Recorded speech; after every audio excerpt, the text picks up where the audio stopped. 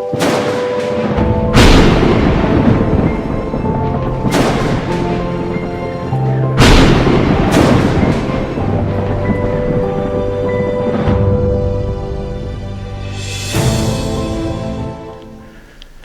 and welcome to today's episode of Struggle to Strength, the podcast that explores the incredible journeys of individuals who have been through some of life's toughest challenges and emerged stronger, wiser and more resilient. I'm your host, Tyson Green, and today I've got another incredible guest for you. He's turned his pain into passion to help the fight against knife crime, and I can't wait to get stuck into this episode. So without further ado, let's get straight to it. Yeah, thanks for coming. Thanks for taking your time. I know you're a busy man.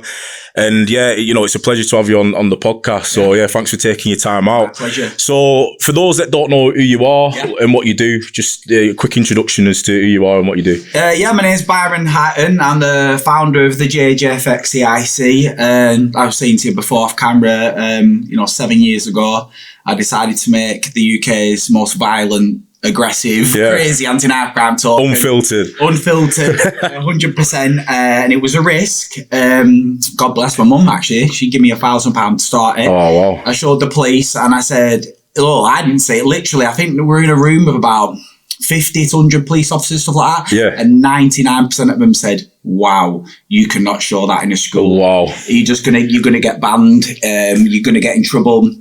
And then one teacher said, do you want to have a go? I'll give you this chance in this school. We did it, and they said they had the best results they've ever had in the history of knife crime teaching.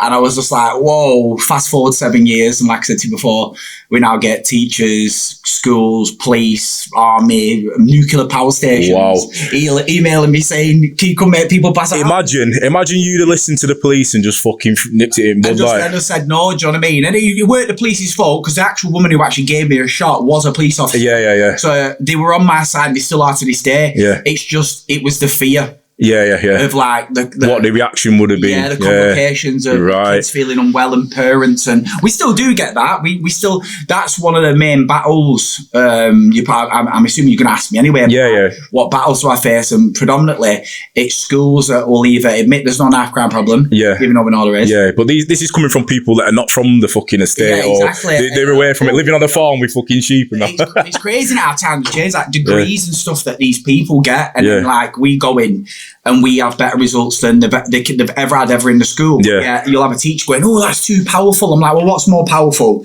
A kid getting stabbed up and murdered or going to prison. And don't forget, if someone goes to prison, that ruins X, Y, and Z lives. Yeah, it does, Knock on. Just same as them being killed. Yeah, facts. What's worse, that or me coming in and making them feel unwell? Yeah, definitely. Well, they're not savvy to it, are they? So they're obviously going to say that's going to be their response. Yeah. But the kids that are living on these estates, they're seeing it every day, aren't they? So it's they're obviously going to be open. As soon as you show something, they'll think, I remember seeing such and such a body, and it's relatable, isn't it? Yeah, triggers. But it triggers. Yeah. So if you're not from that sort of environment or being around it, you don't really buy into it. If it's the best way to say it, isn't it? So.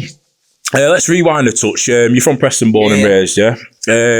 What was it like growing up for you in Preston? Whereabouts in Preston? I'm from Deepdale. Deepdale, right. Oh, it was sick. It was sick. I mean, we're in Deepdale, right? I always remember coming out my front door on summer holidays. We had Moor, but we're blessed in Deepdale because we've got Moor Park. Yeah, right corner, in Preston. Well, it was on my street. The entrance to Moor Park's my street. Really? So it was motorbikes, cars, fun, rollerblades, building rope swings, building tree houses, getting conkers in the right time of season. Yeah, awesome time. In winter, going down to the duck pond, we're all throwing fireworks at each other. Some people might sound a bit crazy. Some people used to skate on it as well, didn't they? When it freeze over. Honestly, even when music took over the scene in Preston. I've just done a podcast with Triple C's main guy. Yeah. And even I bet you didn't know I was one of the original CC members. Well, original Triple C. Original CC. Big teammate. Yeah, he was there, man. So even back then, we were all rapping about stabbing each other, harming each other, but glamorizing it. But we never did it. Yeah. That culture had escaped London enough yet. No, I would say there was. It was about but it wasn't as much as we spoke about. I remember when I was a teenager, I used to talk about, you know, being strapped, and so I didn't have guns. No. Do you know what I mean? None of us.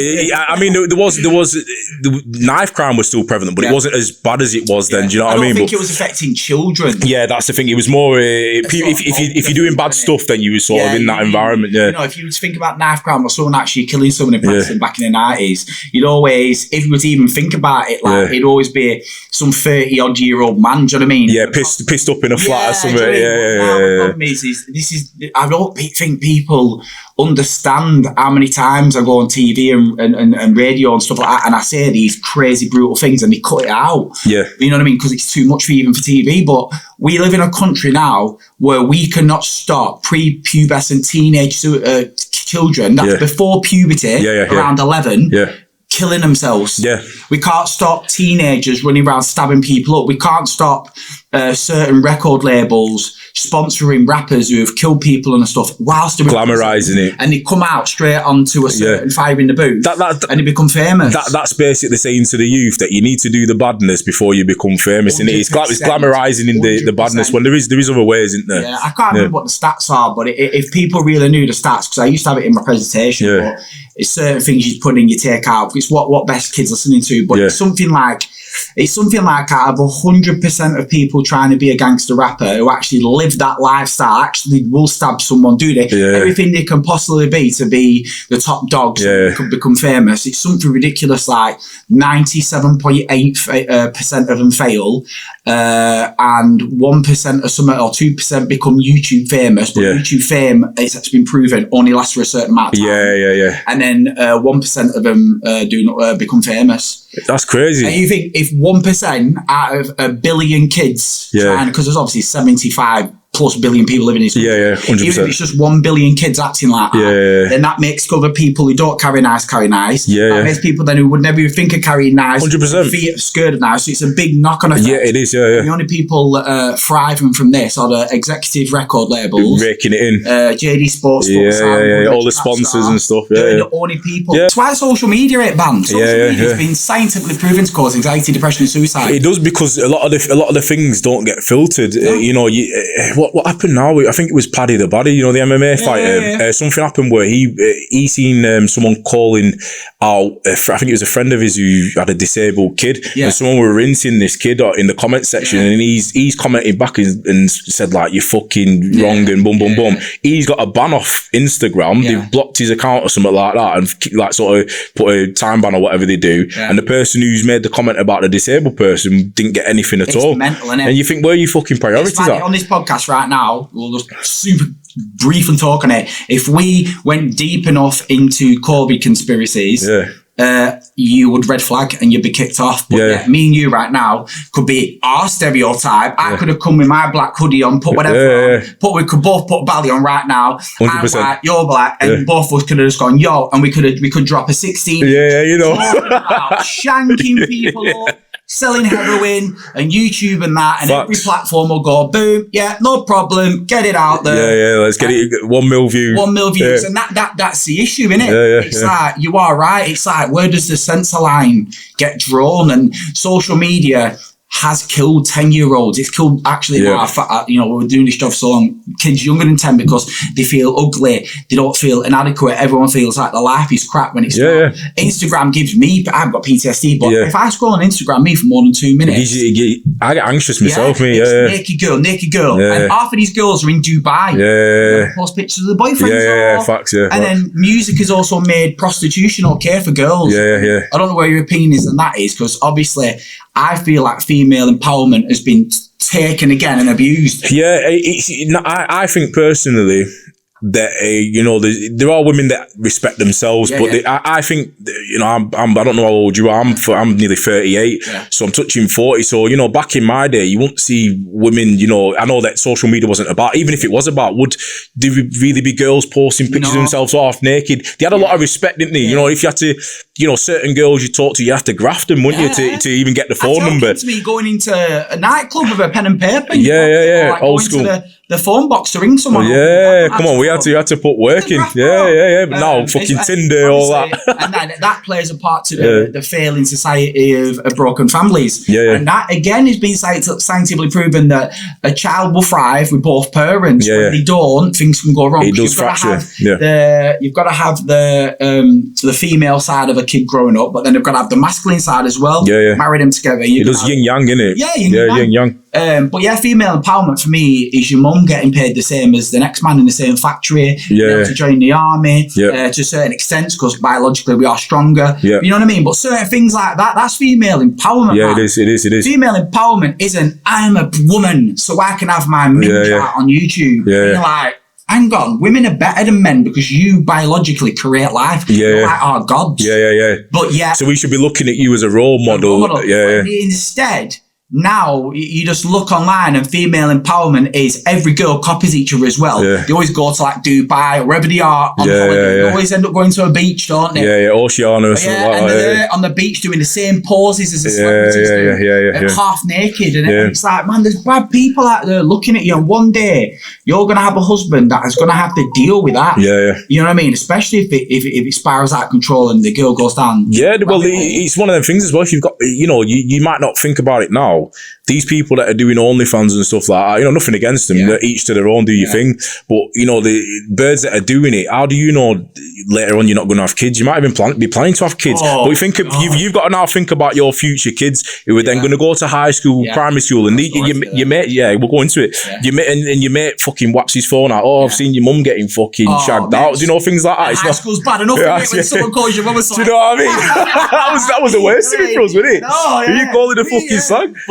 But yeah, you know what, mate? Back in the day, it was unheard of because obviously I go to schools for suicide prevention, knife crime, loads of stuff, right? Over the last few years, I say the last 3 years, I've now done probably about 10 schools. So, but considering there was no schools that bring me in for this topic, it's crazy. So I go in to do knife crime, and it's only happened about 9-10 times, something about that. And a teacher will go, I need you to speak to someone. I'll go, all right, knife crime, suicide. I'll go, no, OnlyFans. And I'm like, what? Anyway. The last kid I met, he's the one I remember the most. God, honestly, lovely lad, had everything going for him, but it was obviously retaliating clearly, not going home, staying away from home, smashing his mum's house. And I was like, okay, what's going on? What do you mean OnlyFans? So she couldn't really tell me much, and I can't really say any names of the school, but I ended up speaking to the kid, and I was like, what's going on? Why do you hate your mum so much? Because these are his words. He hates his mum, the whole the you find what you find with kids that are disruptive, there's always a deep-rooted cause. Well, his mum was on OnlyFans. Oh, there you go. And she's earning all this money, and he honestly, to my face, was like, I don't care. I don't care. I go to my high school, I go out, I argue with someone, everyone's sending me pictures of my mum, and I was like, mate. And I was like, no, what's that like? And he went, mate, it's horrible. He said, I'm fighting left, right, and centre. And it's just, it's bad enough going through high school if someone 100%. That definitely is going to affect your attention in lessons. It's going to affect your mental health overall. It's going to affect a plethora of different things because of the fact that you're not concentrating on what you're going to school for because you're fighting all these external battles that are fucking flying in. Sex is intimate because it's one of the most extreme personal things two people it is, together. Facts. So imagine having a kid have that exposure to his mum's sexual life online. But imagine it'd fucking ruin me to even see my mum's private parts. You think, what the fuck? I seen him once when I came out. I've seen him again, bro. Well, I mean, you're at a certain age, or growing up, I can imagine 4 or 5, maybe up to 10 years old, you might see it when they jump out of bath or something. But I mean, when you're in your teenagers, you don't want to see that. But if it's all over the fucking internet, you know what I'm saying? It's a no from me. It's a no from me. Press the buzzer. I know it seems like we got off topic, but when you look at the grand scheme of things, we haven't. What you've got a big massive cauldron, a big pan here, and in the middle, the main ingredients is raising children so they become firefighters, paramedics, soldiers, the people that are going to protect us, and even if they don't have a crazy job even if it's a plumber or even a cleaner, who cares? That person at some point is going to be trusted with another person's life. Facts. So making sure this cauldron has every perfect ingredient in it to raise them is key. Yeah. And what's happening now is you've got the do-gooders. You can't say this to kids, you can't do that. You've got TikTok, you've got Twitter, you've got Instagram, which is destroying mental health. Yeah. It's bubbling over now, and we live in a world in 2000. Imagine if I said we could rewind now, and I know we're like Back to the Future. Yeah. I pop out to you and you pop out to me, and we're both like, whoa, what's going on here? And we say to each other, in 2024, 10-year-old kids are going to slit their wrists and hang themselves. What for? Abuse? Child abuse? Because of not getting enough likes on a imaginary thing on Google. What the hell? Yeah, you like, shut up. Yeah, what's that? We're going to be like, nah, the government will ban a dog in 6 weeks, which kills 4 people a year, but they won't ban a knife. They'll ban a knife after years and years and years of people being chopped up, decapitated, wrong priorities, chopped out. The homeless will be on the street, but yet people can come to this country who don't pay, and they can live in hotels. Yeah, get put up straight away. And you're like, that's no against asylum, because I'm all 100%. We should all be able to live anywhere. Yeah, 100%. We're all immigrants. It's Come on. But when we're paying to live here, because people don't understand, we're in a contract with our government. We are. Our contract is we've got to pay tax on everything we purchase, even when we die. And in return, we've got security. If we lose a job, we can get benefits. If we get ill, we can get benefits. We get credits, we get pat on the back, we get access to housing, we get access to build our companies and to grow and we can go to university, college, but yet all that now has been taken away from us, but yet we're paying more than ever. Anyway, when you look at this cauldron and all this is happening, these companies are then going, hang on, you can earn some money off this cauldron, sell them the clothes that they want to wear, sell them the phones they want to wear, which cost £10 to make. No, £2,000 per phone, and it puts stress on the family. All this stuff in this cauldron now. We live in a country where 10-year-olds kill themselves. 10 to 12, 11-year-olds are running around with machetes, not talking about Barbie dolls, action men. Even when I go to schools on sports days, because I do that as well, the kids will not want to participate because they'll all feel fat and ugly. And then when you go to take the big team photo in every single school at Christmas, because I do schools at Christmas, always happens. All the kids are going, no, miss them in this blocking. It's crazy, that, isn't it? It's crazy. I've got 2 girls, mate, so I know all too well. My how old are they? One's 11, 12 this month, and one's 4. So I've got 2 extremes. What's the 12-year-old then like? She's now, so for example, we was on holiday and she's gone to me, I'm going to high school, I need a school bag. So I'm thinking school bag, but with fucking rucksack, think, what do you want, an Nike one or whatever, I'll get you a switch. She's like, no, all the girls at school have got Chanel bags. I said, what the fuck are you on about? I said, what do you mean a Chanel bag for school? I said, do you take it piss? And she was like, no, that's what they've all got. But obviously when I grew up, I didn't have much myself, so I kind of felt like I don't want her to be. I bet you're in a difficult situation. What I've just done today, I've just come from town and getting my nephew his new phone, get him his first proper iPhone. It scares me. Because the age of having one. Jon-Jo's son, you know what I mean? So it scares me. But with having a daughter in modern day, a Chanel bag. For school. And I get it. You're in a difficult situation. That's what I was trying to say. Because if you don't give it them, then it's crap to say this, but the truth of reality is he could get bullied. Facts. That's what was in the forefront of my mind. Get segregated. Might not fit into the people that they should have fitted in with. You know what I mean? Because exactly that's very important. Exactly that. And then if you do get it, you're playing tribute to the issue of. But I'm glamorizing having like expensive materialistic things. You know what I mean? But it's hard to balance it out. You know what I mean? I don't always do it. You know, I usually give her. What's the word? Like, I'll give a task, so I'll say, you know what, I'll get it you if you do this A, B, C, and D. Constructive, so she knows she has to work for it. It's not something that I'll just give her. Do you know what I'm saying? Likewise with my wife, but. You do the dishes. Do you know what I'm saying? Wash up, clean the floor, empty the fucking dishwasher, etc., etc. But you know, it's one of them things. It's a rock and a hard place because I feel guilty in a way if I didn't buy it because I don't want her to go through what I went through as a kid. So it kind of stems from past traumas myself. Do you know what I mean?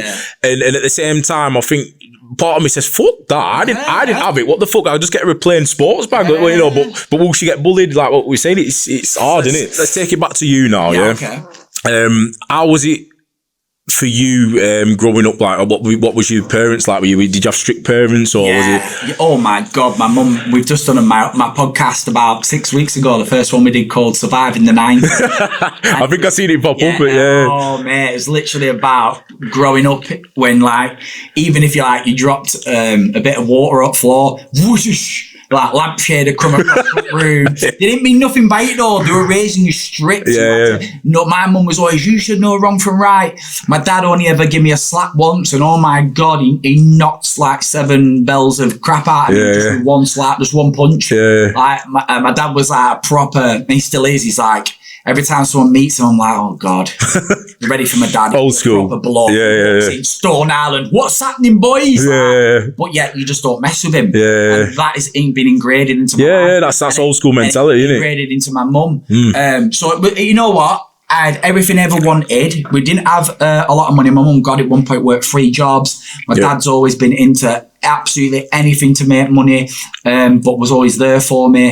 And then all our community in Deepdale was predominantly the same, low income families. You know, we had, God, in Deepdale back in the day, we don't have it anymore. We had a laundrette, which we all used to use. You know what I mean? No one really had a dishwasher. You know, it was, you know what, when I think about it, a lot of manual labour back in there. Cardboard box house used to live in, it was poor, but we never thought of it that way because we had everything we wanted. If I wanted a bike, I would just go outside, go, you need a bike, somebody get me a bike. It was amazing. And then now when I drive through Deepdale, there's not, you know what? There's not, in Deepdale, you used to look down the long road in between all the housing, like all the way down to really, apart from when you get to like St. George's Road, there's a bit of a turn there. Yeah, where news agencies on corner. Back in the day, that there was joke shops, beer shops, toy shops. There was you always had your corner Asian man. I remember Reddy's. Come out and he'd hug us and be like, "Hey, right, buy some water bombs have some extra water." Reddy was a geezer. Go to Spa. Beer busters, where they used to let you go downstairs and see how creepy it was, but they sold the beer. It was so good. Now, and there was, that's what I'm getting at. There was on every street corner there was trees in these like metal. Do you know, funny you said that? I had this conversation with my wife a couple of days ago. She was talking about we were driving in Leeds, and there was like an avenue, and she said, "What a beautiful area, you know, like overhanging trees on these avenues." I said, "Do you know what? Believe it or not, she's obviously come. I was raised in Fishwick." I said, "Believe it or not, when I was a kid on Fishwick, every single corner used to have these trees." So it's like this marking it. So there's the tree. And they'd always come and look. I remember the vans coming and maintain. They used to have like two wooden planks or something. They'd be like, it's mesh, so no one. The mesh. And it was, they were all, and you know what? I took it for granted when I was a kid. Do you know what I mean? Seeing them and like out your window, you'd smell like the Moor Park and the trees. And it was every street had these bollards to protect us. And now you go down it. No trees. They've not even like sort of replaced the concrete flooring. So do you know what I mean? Where the trees aren't there no more. Neglected, isn't it? All the shops are shut. There's like, you know what I mean? It's like, and it's just full of drug addicts. Yeah, but when you think of the grand scheme of things, if they start to maintain these things and start having nice trees and more things that, you know, make you feel a bit warm and fuzzy, if you want, if you will, that does good for your mental health. Doesn't it? That's not for their agenda. They want it to be looking run down. That's why they put fucking betting shops here, there, and everywhere, innit? You know what I mean? Money off it. Like, you are right. Betting shops all over, like e-cig shops, sold for kids. But they're everywhere. E-cigarettes. Let's get this straight right now. They are not meant to stop you smoking. No, they're so you continue smoking in a society where doing the easier thing is the easier choice. So with smoking fags, when people quit fags or they don't smoke fags and they start smoking a vape, it's better than smoking. You shouldn't smoke it all, bro. They don't care if you get cancer and they're still making money from it, again, regardless. When that cauldron now, the e-cigarette. Exactly that. A big profitable organisation. Oh, the profit that's in e-cigs, mate, must be unbelievable. Otherwise, they wouldn't be absolutely everywhere. It's crazy. But it was amazing. I loved it. My brother was sound. I was sound. We had hundreds of friends, and then. So did you? Have just a brother, or did you have sisters as well? Brother. Just only one brother? Yeah. Right, okay. This is the point in the podcast where we have to go into, you know, the reason why you, it's fine. You know, founded. So, you know, I'm going to say, before we go into it, just, you know, if you don't feel like talking to us, this is big. I've become this is now my weapon. Yeah. I'm no victim at all. Okay. So if you're happy to, then that's good. I just thought I'd, just give you a pre-warning. So it was, when was it, in 2014 when your brother was murdered? 2013 was the first time he was stabbed. So I went home. And then obviously there's big screams on the front, police cars. It's fuzzy. I always remember not shutting my blind or my curtains proper. I had this big, massive, like 55-inch TV, and back then that was big. Yeah, of course. But I worked for it. I worked since I was 13, 14. So I've always been like, if I want something nice, I'm going to get it. So, and I remember playing Call of Duty Black Ops 3, and then my girlfriend was like, "Oh my God, what's going on?" Like that. And we heard loads of screaming, commotion, banging on the door. Went downstairs, opened the door, dragged down the street, running down the street, no shoes on, in the rain, and then the policeman's waving me down. Got in the ambulance, and the policeman's like next in tears. Again, this is why you've always got to respect police for the good police officers, not the ones that shouldn't be police officers. 100%. But again, that's not the good police officers' problem, that to join the police, you've got to go uni and stuff like that. We need marine police officers. But definitely. The good ones always take the brunt of the bad ones. Right? Yeah, they do. Tarnished with the same brush, innit? Honest to God, I've met some police officers that are running a building to save someone. Next day. Likewise. Anyway, so he's flicking all the lights on. We're driving. I look in the back. My brother's leg was held on with a belt. His arm was pretty much nearly severed off down here. What else? His spine was fractured. His gluteus maximus was open to the bones.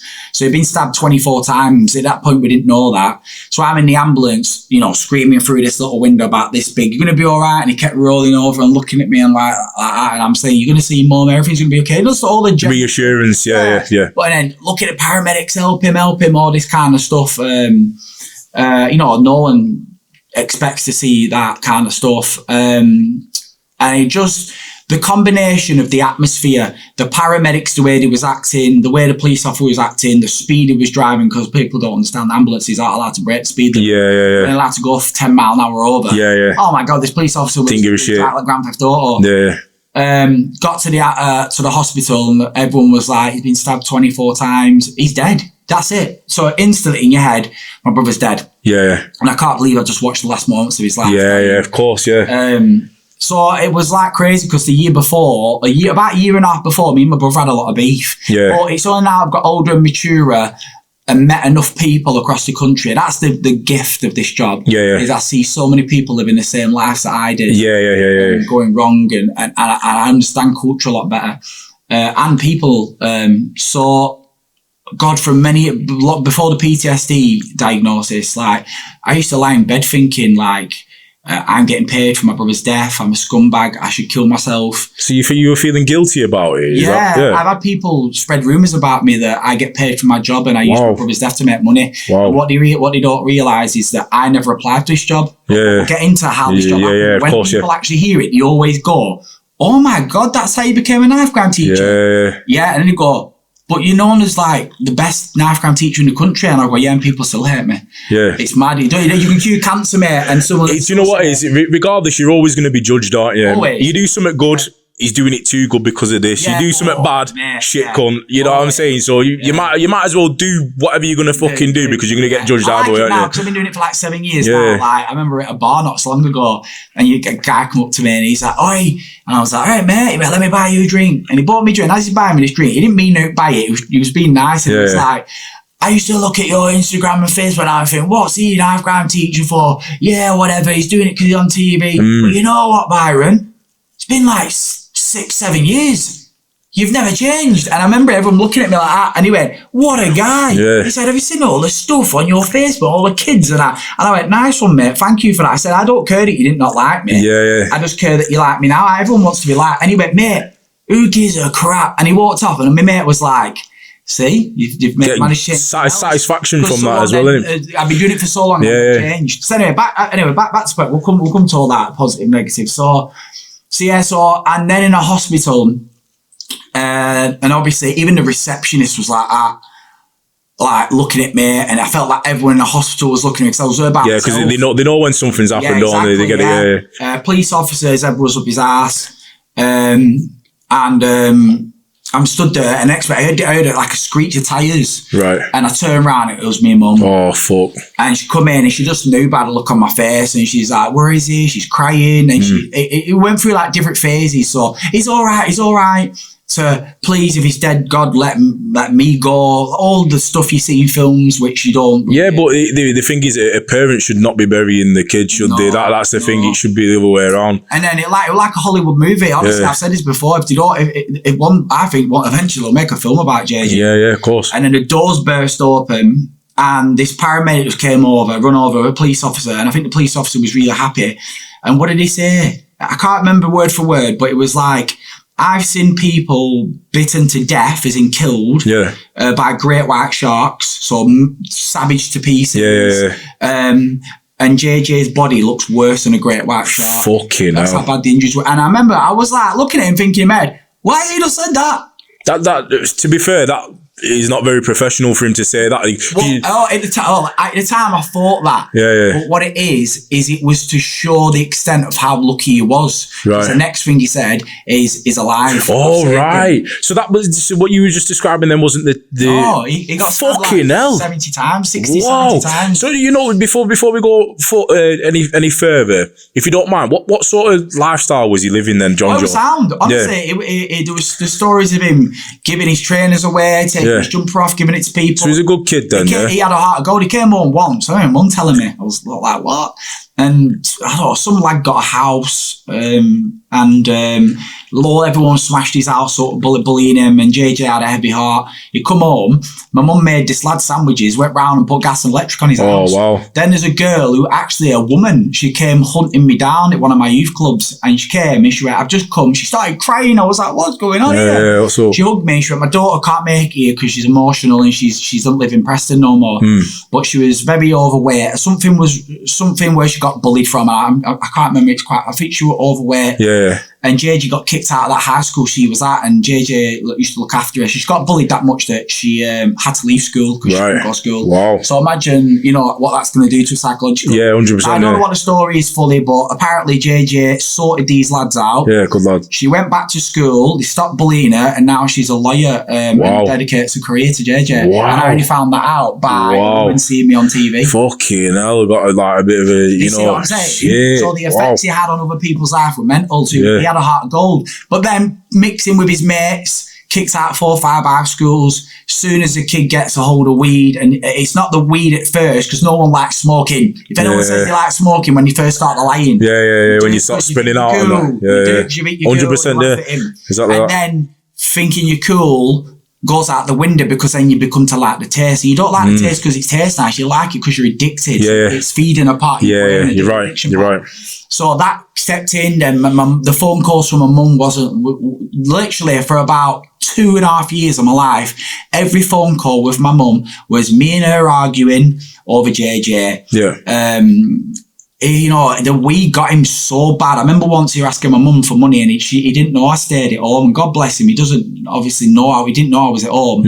But I remember hearing him. I don't know what drugs he were on, but he were on top of my mum's car on the roof. Yeah. Smashing the roof through. Fucking hell. My mum wouldn't give him 20 quid. That's proper addiction, that, isn't it? Yeah, exactly. But then again, wicked lad, good dad, good to his friends. That's drugs though, you know what I mean? When it affects your brain in that way, and you need your fix. When people say, why did you and your brother fall out? We didn't fall out because I didn't like him. We fell out because it was accidentally ruining my life. Yeah. Because honestly, my mum every day ring.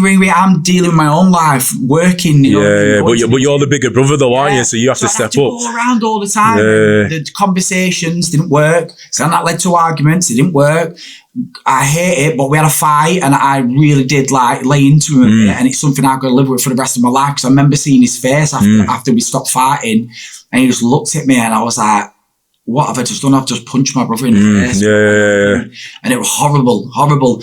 Anyway, and that made things worse. So then instead of arguing, we just stopped talking. Yeah. And also, I remember the arguments like, stop booting the doors through. Stop smashing mum's car up. Why have you got a girl pregnant at your age, man? You're stunting your life, you know what I mean? And we were so lucky that we had Taylor because, oh my God, As I said, just buying him his first proper iPhone. Yeah, you were saying. I love him. He's the best thing ever, and he's turning into me now. Yeah. So he's like, you got the right influence on him. His dad, but like mixture of me as well. Yeah. So that turned out to be a blessing. But so the arguments weren't all petty. They were over like... They were justified. Yeah. And for years and years, and again, back to people slagging me off, it's always, oh, you and your brother didn't even like each other. Yeah, we did. We're brothers. We loved each other. Yeah, but that's what you've seen from fucking... Yeah. Don't forget, me and my brother fell out for, let's say, a year and a half. And he died when he was 18. But yeah, I was there the day he was born. So what about all the Christmases, all the birthdays, family holidays? None of you lot were there. You were his friend for 2 minutes. That's it, only his friend because he got killed and you weren't there. I'm sorry that someone died. Anyway, dickheads. Yeah, exactly. Oh, you'd be surprised how many cousins I've got, mate. Yeah, I was going to say, Yeah, all right. Sake. Yeah, I'm your cousin. And there people go, oh, you're related to this person. And I'm like, yeah, just to be nice. To kind of, but if I tell the truth, I'm not related to you at all. Yeah. It's just because I don't know why. I don't gravitate to other people's death. Yeah. 100%. Yeah. Sad. So he got stabbed, and then I remember going to the hospital. My mum was crying outside the room. We had a hug and a chat, and she went, "You never guess what he said to me." And again, I can't remember what the 100% conversation was. It's a bit personal to my mum. I've never really asked her, but it was on the lines of like, "I'm never going to get stabbed again. I can't believe how much pain I'm in because I'm outside the hospital room now, and you could still hear him crying his eyes out. Like, every time he moved, he was he was stitched up. So 100%. His spine got fractured. Fucking hell. So and then it was weird. Overnight, my mum would ring me. Oh, here we go. Hey, you all right? Yeah, I'm all right. Oh my God, you never guess what? What? JJ's been nice. All right, Sam. Guess what? JJ's not asking for money no more. All right, Sam. Well, guess what? JJ's like been nice to me, and then it was like, oh, we're going to trips to Blackpool, and then he's got a job, and I was like, what job? She's like, oh well, he's just working with his mates, but he's loving it, blah blah blah. Then I bump into police officers. Oh, JJ's brother, yeah, you know how much he's turned his life around. It's insane. You're like literally. And I've met police officers years down the line that I've trained, and they've come up to me at the end crying, like, they want to tell me, and they're like, I pulled your brother back in 2014, and I've never met a kid that's changed his life around so much. And he literally, it became like a bit of a legend. He survived that many stab wounds. And he came cool as well. Little fucker. He became cool. I was like, he's cool. And I remember second to last time I saw him, I said, yo, we lend me 20 quid out window from a haircut. And I think I lost my cash card or something. He went, yo, yeah. So he gave me 20 quid. I went, safe, yeah. And then I saw him day or two later, and I went, yo, JJ, walking down the street. And I said, yeah, bro, I got you 20 quid. He went, oh, nice one. I went, nice one, mate. And I said something, I can't remember what I said to him, but he just like laughed or something. And he walked off. And then the last time I saw him, he literally ripped past, I think it was the same day, on a bike. And I nodded at him, and he nodded at me. And then obviously the next phone call I got was, thinking it'd be normal, and that was my mum screaming, it's happened again. Yeah, wow. Yeah. So you've gone through it. But in the past, that's an emotional roller coaster right there, isn't it? So you're now at the point where you're thinking he's turned his life around. Then it was like a year and 2 weeks afterwards. So fast forward a year and 2 weeks. And after he was in hospital. All the anxiety's gone. My mum was not. No worries. Worried about him being stabbed again or injured, but she had no worries with his behaviour. And he started going to the pub. It was literally like all his friends changed as well. Like they all started getting to 18. So I'm going to say what sort of crowd was he around? Because obviously, something like that, I would say it's either wrong place, wrong time, or you're in the mix with it. Do you know what I mean? A bit of both. Wrong place, wrong time. Friends that were doing things that they shouldn't have been doing, and society and stuff like that. But honestly, I went out with his friends for his anniversary a few weeks ago.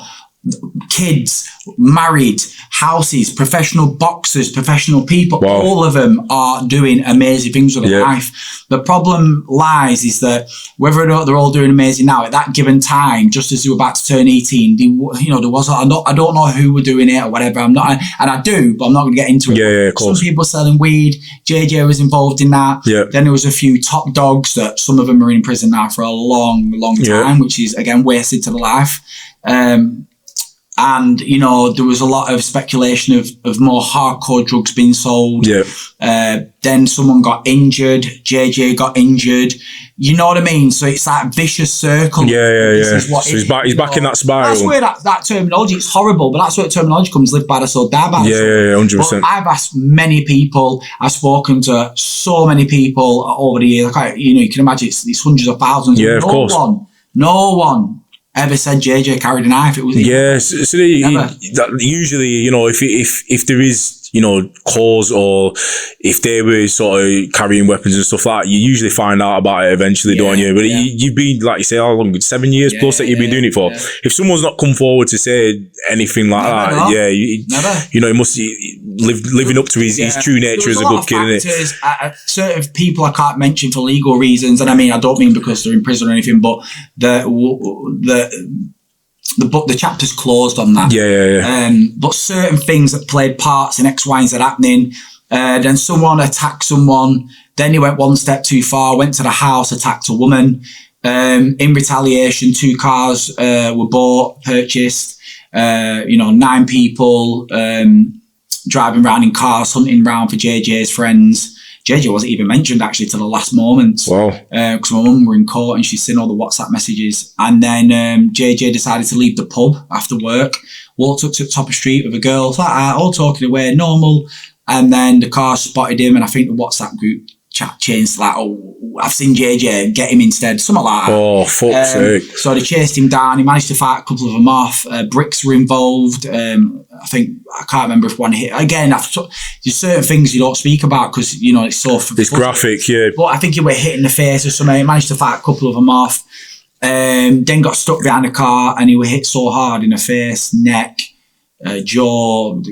Basically, his actual death is classed as knife crime decapitation. Not because it removed his head fully, but because it cut both main arteries into his neck, so deep enough. It's classed as a knife crime decapitation. So he died. He bled out in 45 seconds whilst being multiple stabbed in other places. So then obviously the last final words of him was, "Can we just talk, bro?" And the last final words of the girl that was there was, "Oh my God, you've killed him." She was screaming. The girls. Was that his girlfriend at the time? No, these are girls that came in the car. Right, okay. Again, culture. They were just girls with the lads. So I'm mature enough now, wise enough to know that there's certain people involved that don't want to go to prison. Didn't want to kill someone. But that one person went one step too far. Stabbing someone's the one step too far anyway, but they took it that extra mile that caused death in 45 seconds. Did everyone that was involved get locked up? I don't think everyone got locked up long enough. You know what I mean? You can't put a time on life, can you? Really? Again, listen, I'm old enough and mature enough to say if I could go back and save my brother, I would. But also, I would. And you know what? It's probably. I don't think a lot of people would say this, but for me to be the best teacher, I have to, because I can't. I wouldn't just be going back to save my brother. I'd be going back to save them as well. Stopping them going to prison. It's not just about my brother. There's multiple other families that have been ruined. And I think I'm wise enough now to the knowledge of what the damage knife crime actually does. It doesn't just affect one family, it literally affects 150 people, 200 people. Yeah, that's it. I mean, your parents they would have been massively affected like yourself, but the parents of the people that are going out and doing the actual crime, they probably don't know none the wiser, do they? Exactly. They probably started on watching Coronation Street. Next minute, boom, the door's through and they've lost a son. They're on the floor in court. As much as, I hope some of them never get out, and I don't mean that as in I want them to die in prison. I'm mature enough now to let that. But they do need to serve a long time for what they did to my family. 100%. And other people's families, and other people that have stabbed people. Sadly, I believe if you take a life, you should lose a life. 100%. Especially if it's 100% proven murder, which again comes at taxpayers' money, doesn't it? But that said, as I said, mature enough and wise enough to save more than just my brother. Yeah, 100%. So obviously, let's go to after, let's say maybe a couple of weeks after this, your brother was murdered. What was the knock-on effect for your family, yourself and your mum? Because obviously now your family dynamic is broken, hasn't it? Oh, it was mental, mate. It was something out of a horror film, but real.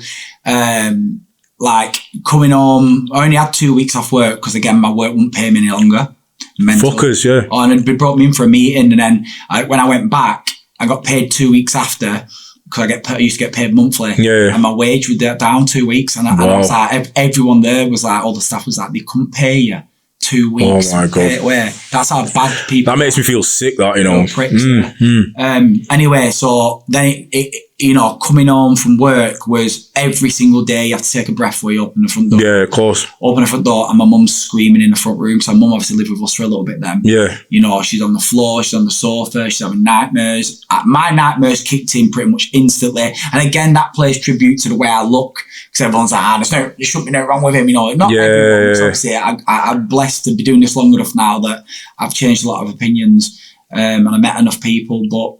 But like, I think at the time, I went to the gym so much that I looked a certain way. Yeah. I always had my teeth whitened. I've always been raised by my dad, especially, like, you've got to look good, son. You've got to smell good, son. People view you and judge you before you've even spoken to them. That's what my dad was like. Yeah, of course. So I remember 4 hours after he was killed, I remember the police officer, he's actually won massive awards now for catching him. But he looked at me and he went, oi. He went, go to the gym. And I was like, I can't. He said, go to the gym now. So I went to the gym. I then become so addicted to the gym that I remember sometimes up to 3 weeks at a time, I'd forget my brother was killed. Literally. Yeah. And it was when people come up to me in the gym, I remember lifting and someone would go, Byron, I go, I'm so sorry for your brother's death, mate. And I go, oh. Yeah, pain. I forgot you were dead. So that became my first lesson of how positive physical exercise can be for mental health. 100%. And then obviously just like my mum, she still to this day takes about 30 tablets a day. Then Taylor got took into foster because all that side of the family wasn't performing well enough. And obviously everything's changed now. Yeah. So my mum lost my brother and lost his grandkid.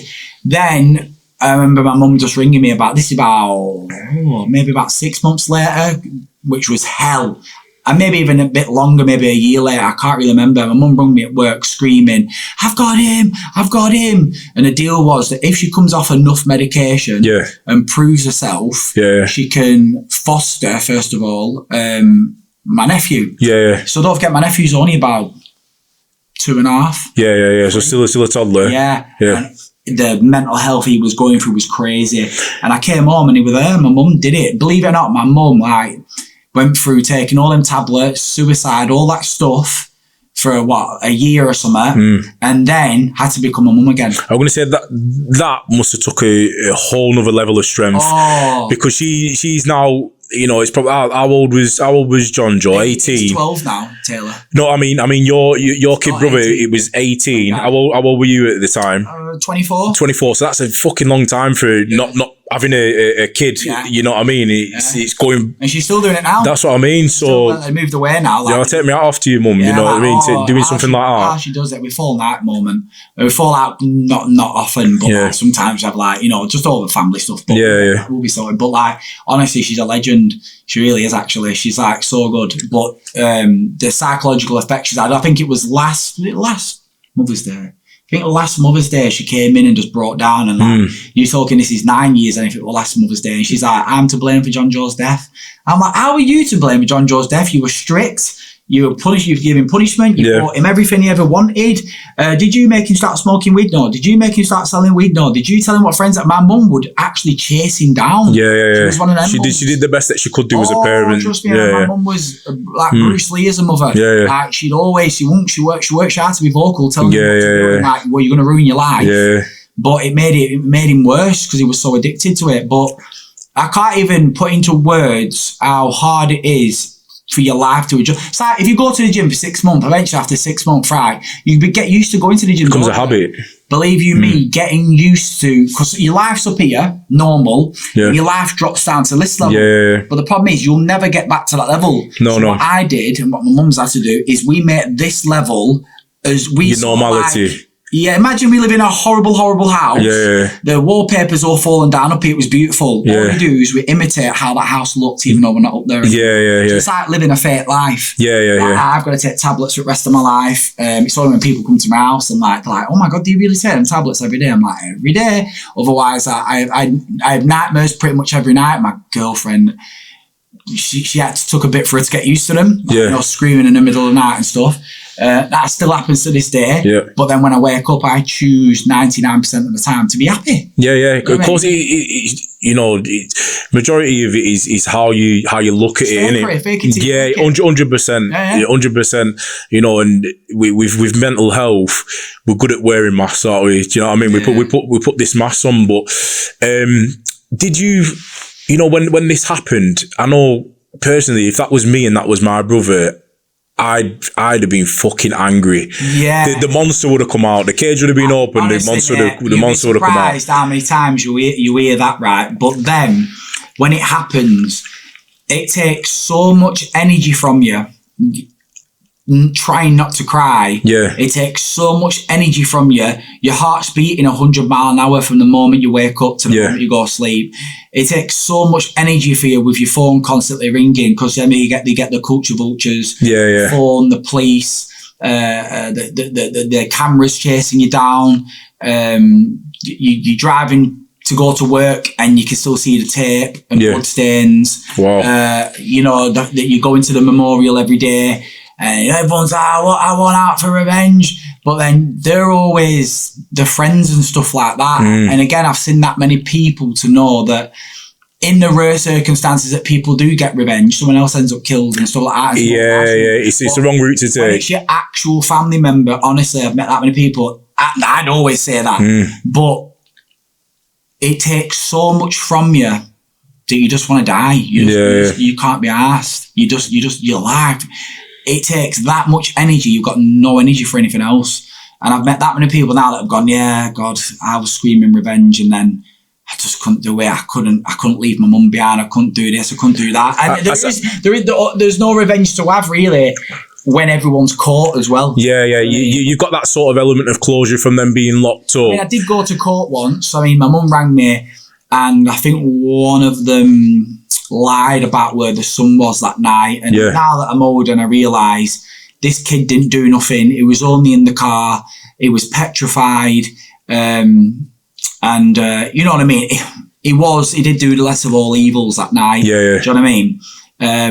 Again, just wrong time, wrong place. Yeah. And when I heard that he lied, I left work, ran out of work, and I drove to the court, and I ran in the courts and through the metal detectors. And then obviously that's bad. So everyone was chasing me down.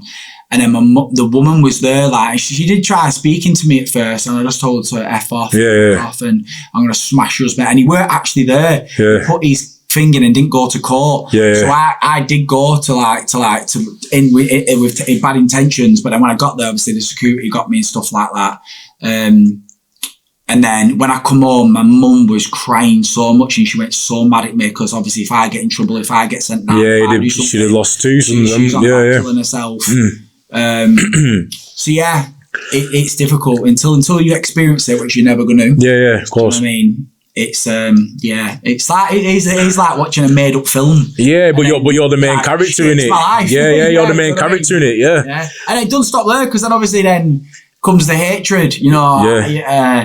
Just in work, blah, blah, and you look on your Facebook, and then your brother got stabbed up, you'll get stabbed up.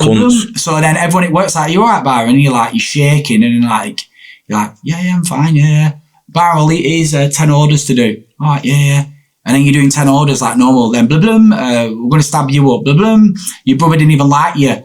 And then I reply, we fell out, because he was being bad to me, just being a brother, blah, blah, what else did I get? So what sort of a fucking sick, twisted bastard must you be to... It's mad, mate. Yeah, the world is fucked, innit? Do you know what I mean? Fake profiles, and they post pictures, and they'll cut the face out. So it's like, hang on, you've actually made a fake email. Yeah, so you're a shit house. You're a shit house, you're hiding your face, and you're putting laughing faces still to this day on people's posts. Shit house. Man, you're a weirdo. It's really mentally. It is. When I post so much content, even when I've posted kids admitting to me, and I've got to ask permission, I always cut the face out.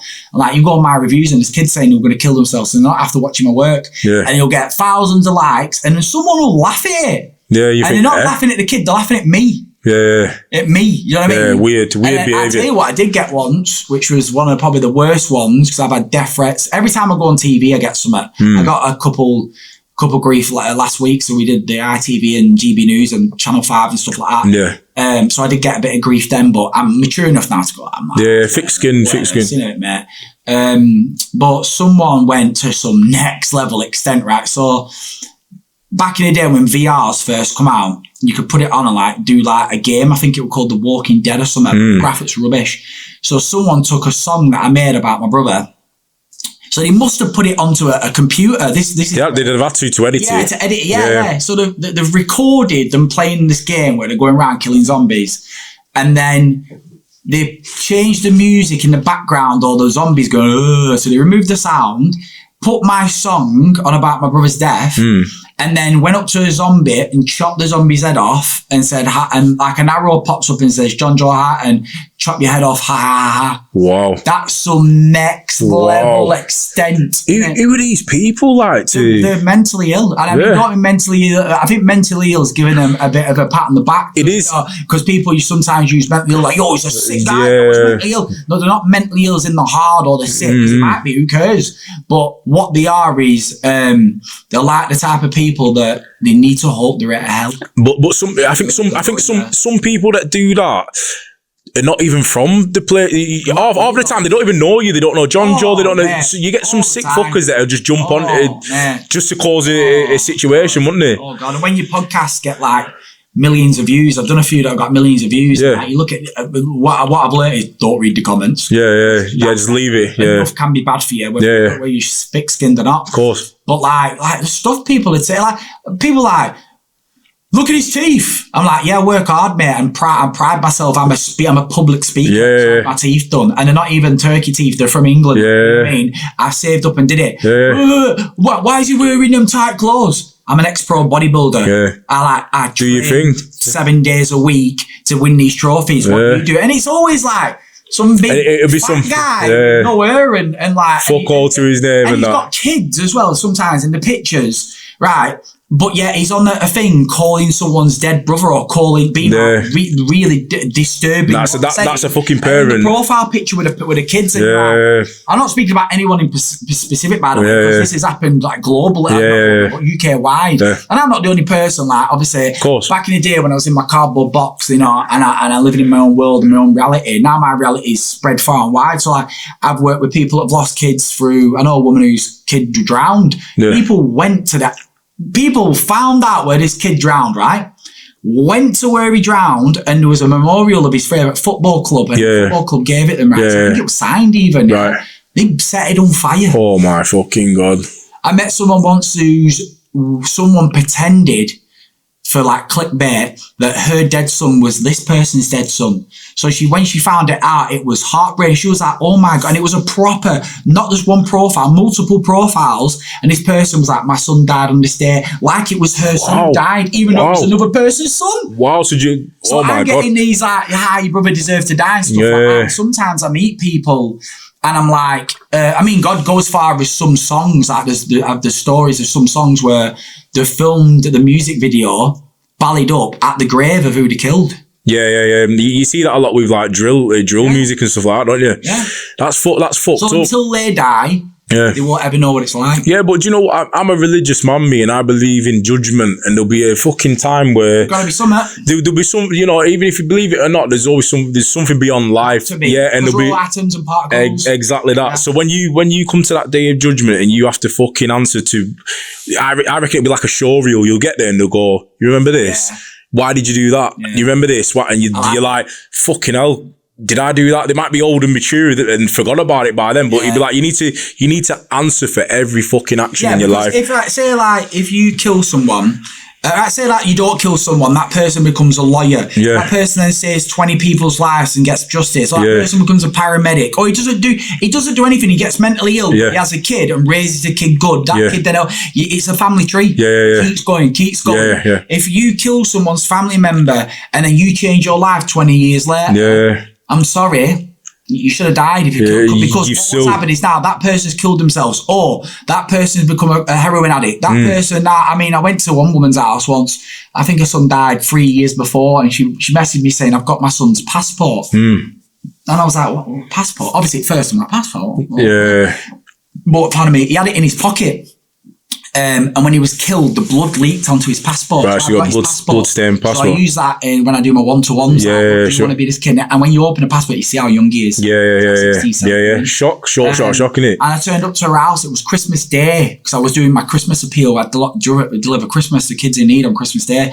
And I went, I'm going past your house. She went, yeah, come round. So I'm speaking to her, general conversation. Yeah. When I got there, all the street was out. It was like a little bit snowy. It was in Blackburn, so you get a lot of snow. Yeah. Kids were out playing on the bikes. Went to her house, curtains drawn, knocked at the door. She come to the door, stinking of alcohol or what I could smell as alcohol. Walked in, there's no Christmas tree. All the lights were on. She's by herself. Yeah, fucking hell. That's not a lifestyle, is it? Killed her son. Yeah.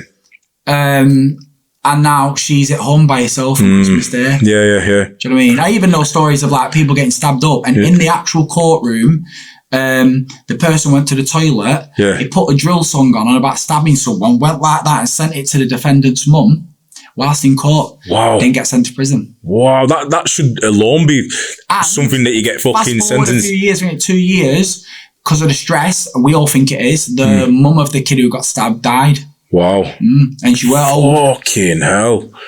And these are all the things that people that are wanting to go out, especially if you're listening now and you're fucking out and about carrying a knife, these are the sort of fucking implications that, that come into play when you fucking decide to use that as a fucking tool. Do you know what I mean? I think you don't understand in the moment, your action has massive repercussions. That's what I'm trying to say. Do you know what I mean? Yeah. Lifelong repercussions. And it's not just like we were saying earlier on, it's not just one family that it affects. There's multiple families that it affects. Thousands, yeah. And it's like when you see that, like with the atom bomb, when the atom bomb goes off and that ripple effect, and it fucking touches so many different lives that you don't even realize it. You're potentially stopping kids being born. Yeah. You're creating abuse with children because they might be brought up in a toxic environment. You're killing people before they've even been born. Then in your family, you're not going to have kids. I mean, one of the best sayings I've ever heard, and I still to this day can't remember it because it was so early when this person said to me, and my vague memories, it was a guy, a knife event I did, and he was quite the ex-gangster. Yeah. And he said, Byron, I love what you're doing. I've got something you can tell kids. And I said, what? He said, everyone wants to be a gangster. So I push the knife in the chest. I pull it out. They look down and they're watching their own blood leave the fucking body. Yeah. Nice one, mate. Fucking hell, it's so horrible, but so true. Because but it's real, though, isn't it? Honestly, in 550,000 people, hundreds of thousands of police officers I've worked with, hundreds and hundreds, if not thousands of videos I've seen that haven't made it onto the internet because I get sent the most craziest things. Extreme content I've seen from police, all the people I've seen, no one, and I mean, I would put money on it, 100, not like 99.9%, 100%, every time someone gets stabbed up because of their own choices, they've made enough mistakes that have gotten killed, done something that's gotten killed, right? No one gets stabbed and screams, stab me again! No. Stab me, it was worth it! That drill song was worth it! Yes, getting that 100,000 likes was worth it! Do you know what they die screaming for? Mum. The mum, the dad, God and Allah. Every single time. Without going too much into I've had mates, I've been there when friends have been stabbed before, and I've been around people, mutual friends who... See their attitude change straight away. Do you know what? I always find that they revert back to a childlike state. Oh, yeah, no, it's perfect, but because you're saying what you're saying, remember what you're saying, so we'll listen to it. But who you are right now is not who you really are. No. Your persona is, you're a bit like me. I'd wear one of them tops and jeans, and you've got sick trainers on, you've got a sick hat, I looked at it before. You're exactly the same as me. You're doing it your own way. 100%. When you get home and you're with your bird, and she puts curry on and you snuggle up to her, that's who you really are. Yeah, that's it. When we leave the door, every person puts the persona on. So 100%. Hooligan 100%. Will wear a certain set of clothing. A roadman will wear a set of clothing. But when he's at his home and he's by himself playing Call of Duty, and he's like, "Come on, mate, revive me." You know, funny, totally different. Funny enough that you said that. My wife, well, it's a friend, but because our daughters go to the same nursery, so they obviously play with each other. They go on play dates and stuff like that. She comes over to our house every now and then, and she has a cup of tea with my wife and that. And I'm sat there, me sometimes, and just fucking watching Netflix or something when they're in the kitchen having a brew and that. And she left one. I think it was last week at some point. She left and she said, She said, oh, do you know what, I think her name's Svetlana or something like that. She said, oh, do you know what Svetlana said about you? She said, when I first saw him, I thought he was like quite mean and like, what I can't remember the exact word, what she said, but he's actually a really nice guy. I said, what do you mean? I said, what do you mean? He's an asshole. Yeah, do you know what I mean? He's a really nice guy. I said, I'm always a nice guy. I said, but sometimes my face says fucking different to what I'm thinking, you know what I'm saying? I get it, yeah. Why I get all the time. God, you're not like, I thought you were going to be. I've been in a nightclub going, why aren't we convinced that? I'm not the guy to stand there at a nightclub with a fake bottle of Canada Goose going like, yo. I'm the guy, even though I'm dressed like a child. Cutting shapes and that. Yo! And then you get more hate for that. Yeah. Oh, look at him, look at him. I'm like, why are you boring? Do you know what I mean? You're right. You're right. It's mad how, like what I commented on your post with Toxic Tevy. I think you're judging books by covers, isn't it?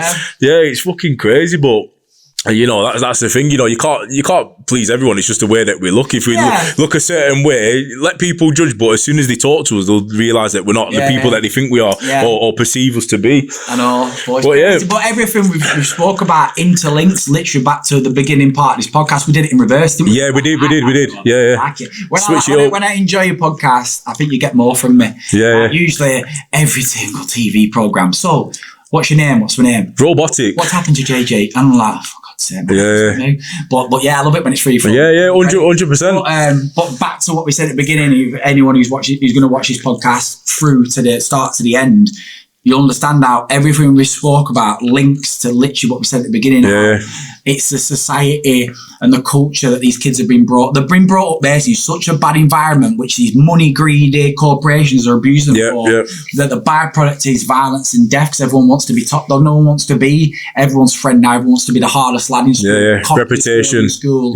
When reputation, as soon as you know what I do, as soon as you get to about 16, 17, 18, that's what it's all about. Start to fizzle away. And then you get to like your mid-20s and you're like, I'm not arsed, I just want to have a good time. And by the time you're 30, you're like, wow, regret kicks in. I could have been 10 times further in my life than what I was now. When I was The thing is, the youth is wasted on the youth. Imagine if you was born and you had like, you were all old and no, you were born young, but like you had the mentality of like being proper. I'm going to be a man. I'm going to be a woman. I'm going to go and get an education. And then as you got like to your 20s, you started to get younger. You got all that money, multiple. It's like Benjamin Button. Is it Benjamin Button? Isn't it? Like, he's getting worse as he's getting older. But I'd have burpee in it. You know what I mean? Trust me. Fucking Google invented all that shit, mate. But that's the thing, innit? The youth is wasted on the youth. It is. You're right. We don't know what we've got until it's gone. If you know what I mean, or we're too old to even realise. You know what I mean? I'd do anything to have my mum ring me off again about JJ. Yeah, definitely. And you know what I mean. But we had that when after the first time we were stabbed, and you know, even mum and I was like, oh God, I feel like we're going to be mates again. And it started to heal. He lent me 20 quid. He wouldn't lend me 20 quid before then. He started to become a man. I stopped worrying about him. The positive kept coming in, and then that happened. You know what I mean? I feel like we had our opportunity to have our set, because obviously you've got me and JJ being, you know, the age of 0, which he was, he was 10. So we had baths together. We was together every single day. We used to get into my bed at night when we scared of the dark. You know, people don't know that. And people judge mine and JJ's relationship off a year and a half of us arguing to the 16 and a half years of him getting in my bed. I used to have to bath him, family holidays, punching each other, fighting each other. He used to cry when he used to go to my dad's. I used to, you know, we used to get upset. And Jon-Jo nearly died when he was a kid as well. He got run over and he lost his foot. I remember being on the front crying my eyes out because I was so scared of him dying. But he survived, and his slipper actually, I'm not getting into it, saved his foot. So I've already experienced that, and you know what I mean? I feel like we had, like I say, what you just said then, you know, you don't know what you've got till it's gone. I've lost that part of our life now where I could be with my brother going, yo, we're going out weekend, but me and mum have decided we're going to take Taylor and all, because we took Taylor to Magaluf last year. JJ would have been there. You're making more memories, But instead, you know, I've had to adapt to growing up where it's like without a brother, do you know what I mean? It sucks a bit like. So, you know, that's a good segue point, I think, to going into what you're doing now with regards, you know, you turned your pain into in our passion. Oh yeah. You know what I mean? And yeah, let's go into the JJ effect, and what you do. For those that don't know, what does the JJ effect do? Yeah, so like it's a weird way it happened. I was just at work and I got a phone call saying, "Do you want to do an half gram talk? No special, no crazy, but it was all at the place where you're working." No. This is just for a company that a couple of people I know were working at, and right. they were selling books to schools. And I'd none the wiser what they were doing. They'd sell books to schools, and because they were in contact with schools, they'd say, "John, a speaker," something like that anyway. So I did this talk for them, and it so happened to be Bugsy Malone's Jim retrains and Robin retrains. Oh, I think he's at Collyhurst in Cheetah Mill, innit? Yeah. So, somewhere like that. Moston Collyhurst. Yeah, I think it is. It's on a street corner. Yeah. Anyway, so I went there. I'm in back of this car. They asked me to do a speech about my brother. They're planning in the front what they're doing about bullying and knife crime and stuff. And again, I didn't know what experience people had. Stuff like that. I was none the wiser. All I knew is I was going to meet Robin Reed, 3 times world champion boxer. And I was like starstruck a bit. Yeah, of course. I'm not a boxing fan. But you know who he is. God, you got to know who he is. Yeah. You know what I mean? So, but when I met him, he sort of goes over your head because he's so sound. And you don't really realise. Yeah, they were all humans though at the end of the day, aren't they? So anyway, I got a piece of paper, no bigger than this for the viewers. You know what I mean? Like this. Wrote this little speech, ended up doing it. It come to my turn, did the speech. It really hurt me. I was crying a bit. Got the speech done, did a couple of interviews, and just as we were leaving, everyone saw we're in this like back room where these weights were. And I remember I sort of look back now because he always whenever he mentions me on TV, sort of like I can tell he's not having a dig at me. He's like being respectful to me. Yeah. Meant by mentioning me, like he'll go, I've been a long friend of Byron or something like that, and I know I'm like, thank you, mate. Yeah. Years ago. Yeah, that's wicked. Because I've met him since and told him, you know what I mean? Anyway, so this reporter grabbed me and he just went, "How long you been a knife crime teacher for, Byron?" And I remember looking at my watch and I went, "About 15 minutes." And he went, "What?" Fucking hell. And he went, "That was like the best knife crime speech I've ever heard." I went, "Ever heard?" I said, "I written him back into his car about 20 minutes ago." That's mental, that. You know what, funny enough, I was actually going to ask you, have you had some sort of training that? Because I've watched your videos and that. You seem so, people sometimes can't just stand in front of people and deliver something. Do you know what I mean? So did you not have any sort of training or anything? So, I mean, I suppose the bodybuilding helped me because being naked in front of on a stage, thousands of people, that helped me. Yeah. And I've always been, I never knew one of my talents were that I can, go live on TV and do it perfect first time. Yeah, that's and wicked. I didn't know, that's not me saying. Yeah, natural with it. I didn't know I had that. Yeah. Anyway, so went back to work, and then I got a phone call again. "Do you want to do another one?" I was like, so I told my boss I was sick. Got asked again, "Will I do another one?" Told my boss that I can't miss this opportunity. And it got to the point where he was just my boss was being a bit of an arsehole, if I'm honest with you. Yeah. He's a moody enough man as it is. And look, I can't keep doing this. So they went, "Right, well, we've come work for us." And I think they paid me, bearing in mind as a builder, on and off as a builder at different companies, I could have been earning 600 quid a week. Yeah. Do you know what I mean? So quite a bit of money. And I dropped all the way down to 200, but because I wanted to do it, and I knew that this reporter and other people have said, "Oh my God, you're good at writing like stories." You know, aren't you? So I said, right. So I did it. So I was driving to Manchester every day. It cost me a fortune and we're getting no fuel money. I ended up with getting paid 250 quid a week. Yeah. I did that for 6 months. Then eventually they loved what I was doing. They promoted me to the knife crime boss. Nice one. So then the school started to come along. Then the TV started wanting to do more things with me, and it just naturally flowed. Ended up meeting some police officers, and he went, "Wow, we've never seen it like that." Yeah. But this is before the JJ effect even happened. Right, okay. Just letting me do talks with him, and I thought all this was going to come and go. Honestly, I thought I'd be doing it for max a year. Yeah. So anyway, COVID came along, and just before COVID, I'd created the JJ effect, or the first version of what it has become now. Right, okay. Foundations of it. Yeah, but it still had the start, beginning and end, what it has now. Yeah. In my unique way of doing it, where I'd go in and make people pass out. Yeah, of course. So I showed it to them. COVID come. As soon as this happened, bang, guess what the company did? Go on. Got rid of me. Oh, fuck off. And they made me drop off all the equipment that I, recommended for them to buy me. Yeah. Everything. So basically, you had the full setup and they've just fucking... Well, a lot of things people don't understand. I'm going to tell the truth. They gave me a contract about 2 weeks before I left. And then, some people might say he's lying, but on my mum's life, it isn't. And I could probably contact the solicitor as well. I took the letter to a solicitor, and I remember ringing him and he went, look, I'm short, but if you want me to look at it that quick, I said, yeah, because I need to sign this contract with this company, because I want to seal in that I'm going to have secure your job, yeah. I'm getting paid so low. Priority number one, I was on like 350 quid a week. Yeah. Again, I could earn more, plus driving to Manchester every day. Yeah, so it's plus, fucking... At that point, no PTSD tablets, so I was going to work to cry every day. Yeah, literally in every probably works out 100 quid a week after fuel and that, isn't it? I was skinned. Luckily, I had a really good girlfriend at the time, I had a good job. Yeah. So, she supported me. God bless her. So where I was up to, and then anyway, literally, I think it was 9 o'clock on the dot, phone rang next day because I had to post a letter. He went, whoa, don't sign this contract.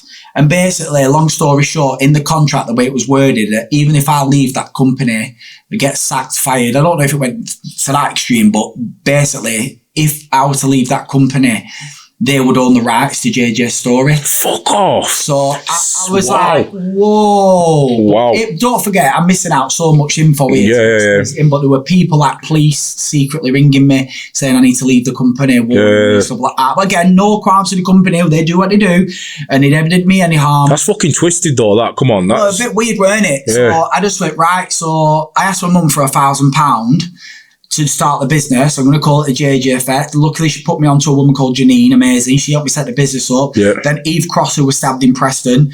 God bless her mum. She'd come round doing paperwork with me because I was learning how to set up a company, how to run things. Nice one. I didn't know 7 years later I was going to be helping other people start a company. Yeah. And I was going to be the guy to come to. Everything for a reason. So all these wonderful women helped me. And then it was COVID then. I'd have got a phone call and some woman just went, hey, Byron, X and Y and Z from police. I went, all right. She went, just 25 grand here for you. I went, what? What do you mean? I said, I don't work for that company no more. She went, do you think we're going to give that company your money? She went, who does the talks? Come on. She went, whose brother is it? I went, mine. She went, not happening. So then, I'm not going to get into it. That company then came after me a little bit. I bet, yeah. Lawsuit. Nice. There's certain people saying, we're all friends now. Yeah. You know what I mean? But I think it was just obviously, it's rivalness. It is what it is, isn't it? Yeah. But I won't change it because it made me build more resilience. Now I don't care what people say. It just grew. And obviously, some of these people now are like really, really good friends. Yeah. But that was at the time. So then that was my first. I was like, oh my God, I've got 25 grand. So I balanced it out throughout the year, did what I wanted to do, got to live my normal life, got to do everything I wanted to do.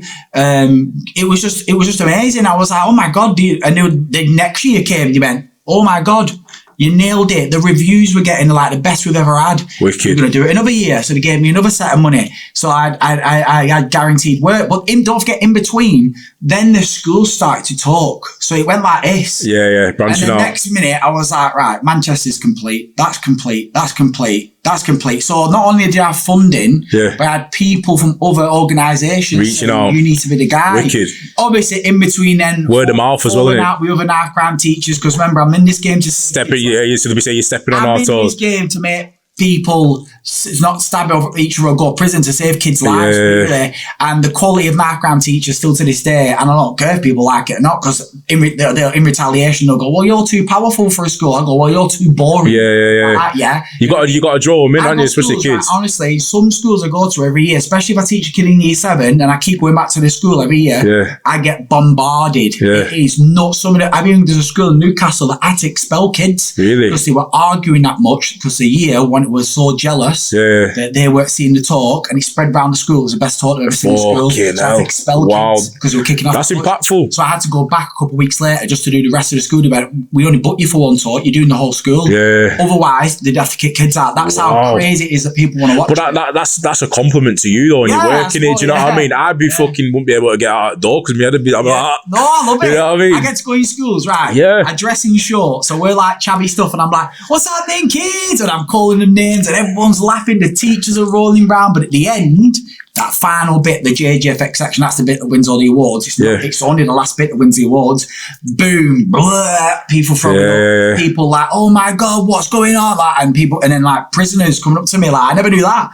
Like hugging me going, bro, if I would have seen that at school, I wouldn't have killed someone or I wouldn't have stabbed someone. And I'm just like, wow. And so it all stems from working from someone. Leaving because I got a contract that I didn't agree, and they got rid of me anyway because don't forget the week after COVID kits, and you know they would have been like, we'll get him back, you know, as soon as COVID's off.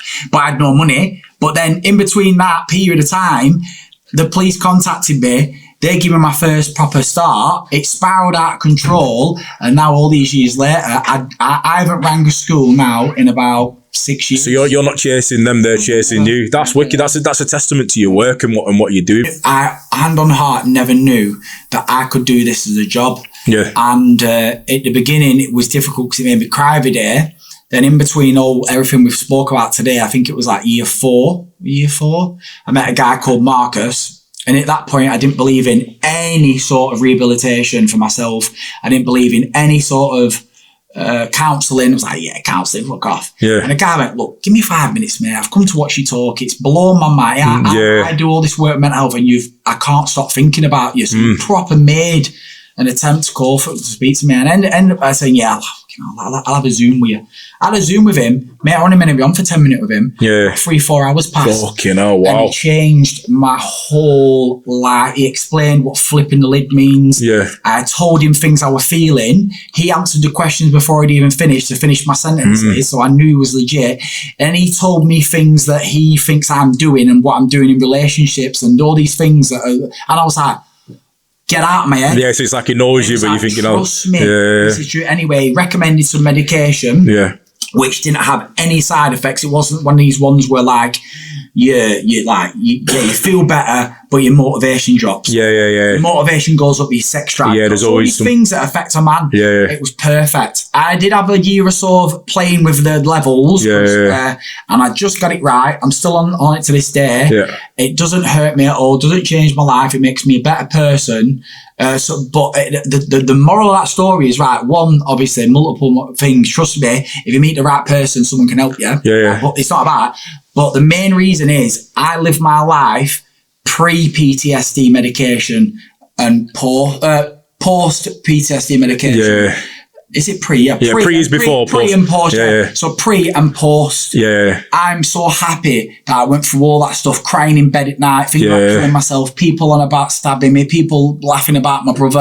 All that horribleness, I did it without any medication. And then when I got the medication, I'd already sort of built up a slight thicker skin by then. So when you took the medication, it was kind of like... so I've got the pre and post of it. And I don't think I'd go back and do it any other way. You didn't sort out therapy. Therapy found you, didn't it? I went to do a talk in Blackpool. That's mad. And the guy was like crying his eyes out. He was like, what the hell, I need to speak. So I just gave him my business card. And then he's still my friend to this day. And he said I changed his life, so he wants to change mine. And I just had this 4-hour conversation with him. And I was like, my partner at the time came in. She was like, what the hell's going on? I was like, this guy's changed my life. It sort of opened up a door in my head to why I am the way I am. And I'm still learning right now how to change and go. I've messed up so many relationships. Of course. I've messed up so many friendships. I am just a person, but when it comes to my working life and the presenter goes, welcome the JJ Fair, claps, that switches on, and I'm the best knife round teacher in the country. I fucking definitely are, mate. Definitely are, man. And again, I keep saying it, but hats off to you, man. Do you know what I mean?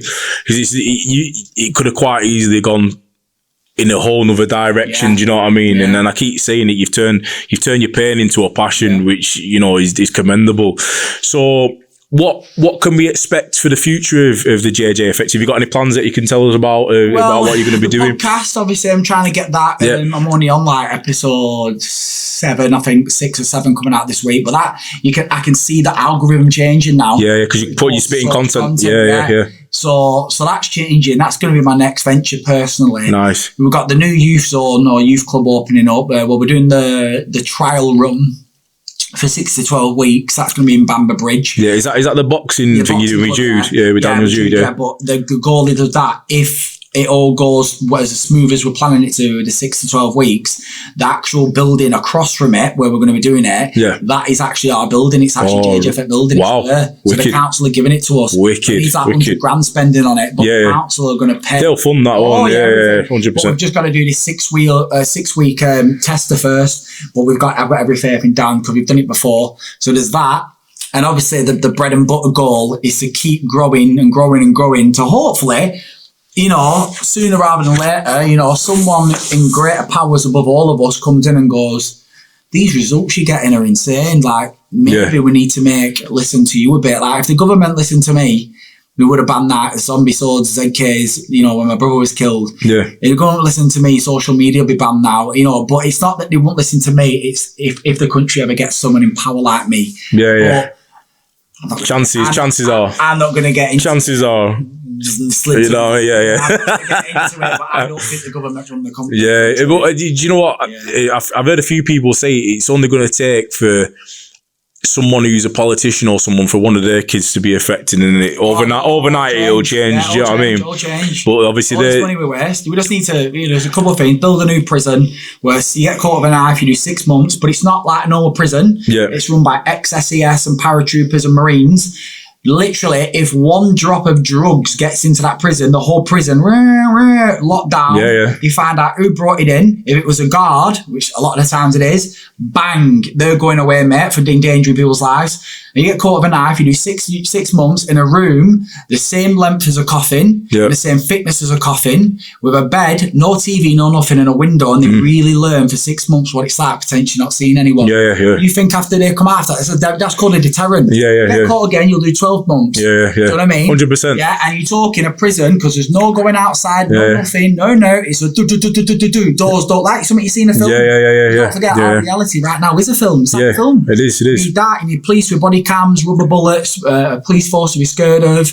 You need social media banning, and the last one, you get free retrials. If you're proven DNA, everything murder, you have pushed, because don't forget, that's what a lot of people forget, knife crime isn't like gun crime. No. With a gun, you pull the trigger and the mechanisms of the weapon, the fuel that's in the gunpowder, the ignites, there's a lot of man-made parts in that. And a knife is just a piece of metal that's printed. 100%. That's ready available in fucking shop. A knife is one of the most closest and most extreme, not personal, extremely personal ways of killing someone, because you've got to take human fuzz, no mechanism. There's got to be maximum intention behind it. And even if it's by accident, like you didn't mean to kill him, you still push that. And if you make the law crystal clear, if you are proven of murder, I'm sorry, I'm not asking for people to get chainsawed, I'm not asking you to get shot. Lethal injection. And I know people say, oh, that's extreme. I'll tell you what then, we'll see if you think it's extreme when your 13-year-old kid's at a bus stop and she gets stabbed 100%. Just for calling a lad like a name. 100%. Do you know what I mean? No one's exempt from it, is it? You know, in any walk, it can happen. We could walk out of here and someone could some nutty cunt could walk past and fucking... And then claim mental health and go to a prison where like they've got TV and... Open, living like a fucking hotel after they just... Dead. And I'm dead, and parents... Don't forget, hope it, if you believe in God, you've got to admit, this is the truth, if you believe, the word believe in God, you are also insinuating that you hope that the word hope is real. That's why I got tied on me, hope, on pain ends. Because you can't believe something if you truly believe about it without hoping at the same time it's real. So what about if there is no heaven? And you kill someone, and when we all die, we realise, what are we doing on this planet? Boom, and we're gone. Just like a light switch out. Nothing. Like you cease to exist. I hope to God that there is I don't care if they go up there and the gods believe Thomas is tank engine, but I don't give a shit who he is. I don't care if it's Allah or anyone or a Buddhist or anyone. I'm like, whoa, there is a God. Well, they've got it wrong down there, haven't they? Can I come in, bro? Of course you can come in. Welcome. I don't care who it is. But we're hoping, bro. So you walk out here now and get stabbed up, even though you're a decent guy, you got 2 kids, you got a partner, you got friends, you're trying to make a difference, and you die. And my man goes to prison and does 15 years. He's still living, doing what he's doing. What? Yeah. And then if it's one of them worst cases, is in prison antagonising your family. Yeah. So you do So some of them are sick like that, aren't they? Yeah. Where's the justice? Yeah. There isn't. No justice, no deterrent. Yeah. Exactly that. That's where they need, like you say, harsher punishments and other measures that are in place to sort of combat the different things that are coming in. Yeah. Well, like you say, you know, we're not politicians. We're not in that position of power yet. But what you're doing, I guaranteed, is making people's ears prick up. Oh, it must be. Yeah. You know Like I say, when I went on, we did. I think it was the ITV show on last Monday. Yeah. And that same day, because of the IT program and them writing to them, so I did play a part in it. You know what I mean? Fair play to ITV. They at least got, I'm not going to mention the name, one very, very big corporation to ban selling knives. But the sad thing is up until that show, they were selling knives for as little as 99p. Yeah. I think you can go into B&M and get a set of kitchen knives, can't you? Yeah, fucking hell. That's what I'm saying. It's crazy. And some of these shops that have got like... Oh, yeah, I know. I don't mention the names of it. There's a lot of things I can't mention because I've got to keep the trust with the public. Anyone watching this wants to give me a knife, drugs, guns even, I will never ring the police. The police know that. Literally, I don't care what you're giving me. The deal is that I'm keeping the streets safe, you're keeping yourself safe, and I'm not snitch. Amnesty, innit? Amnesty. Yeah. But right now, there's a couple shops I could mention right now you go to that look like normal shops. And I want a shank, I want a blade, I want a shot, sell it. Whatever, and they will give you a ZK. This is why the ban makes no sense, because it's just like taking two fags out of a pack of 20 fags. There's still all these things that are going to kill kids. 100%. But even that being said, even if they did ban them sort of knives, it's not hard to make something you think about now. If you had what do they call them, smolders? Is it like? In fact, I'm not even going to go into that because I'm going to give him ideas. Like how to make a shank. Yeah. I nearly went into it then.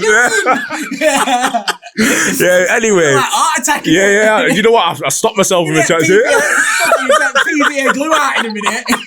I'm like, what's he doing? Anyway, we'll save that for bloopers.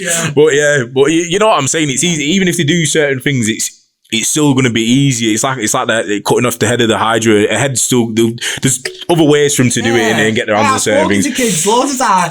I was in the other day talking about it. I can't remember what we were talking about. We were talking to a teacher or something in the school. Yeah. And we were talking about the ban. And she went, "Whoa, what a waste of time! Why?" So these kids in school have already told me they'll just get another knife. Yeah. And I was like, "This is what I mean." It is. It's just because it's. And I know again, stereotype of all celebrities to use, right? Do you use a celebrity from London? Yeah. Do you use a celebrity who's black? Yeah. And he's made a rap song about putting the knife down. He's a superstar celebrity. Yeah. And they're banning a knife when my brother was pretty much decapitated by one of these knives. Yeah.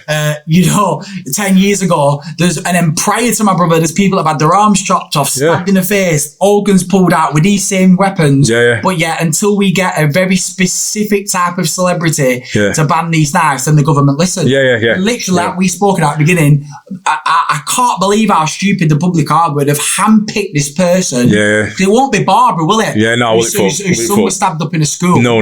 It has to be someone from his, and then they're going, look at us, we're doing something good for the community. Yeah. Not really, no, because if you speak to the actual people that teach these kids, they'll tell you, we'll just get another knife. Yeah. It's an endless. Well, what's a better word to say? It's uphill battle, isn't it? Yeah. Uphill battle, and like you say, even if they don't use knives, there's certain things that they can use. There's things that we use every day, like for example, I don't want to go into it, but things like that, you can take something like that apart. Actually, you know what I should have done? What we'll do is, do you live local?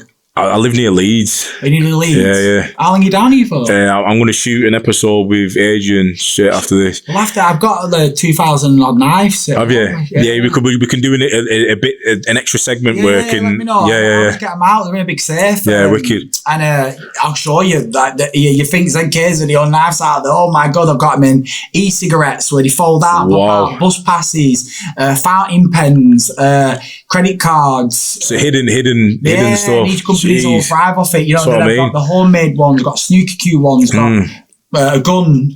Still got one gun. The reason I've kept this gun, pardon me, is because it's been blanked off. Yeah. But someone was using it to rob people. Honestly, every time people look at my knives and they see these 2,000 knives, they're just like, Whoa! Wow, stash. Do they get? Are you just keeping them, or are you going to melt them down? These are just for educational purposes, but they are real.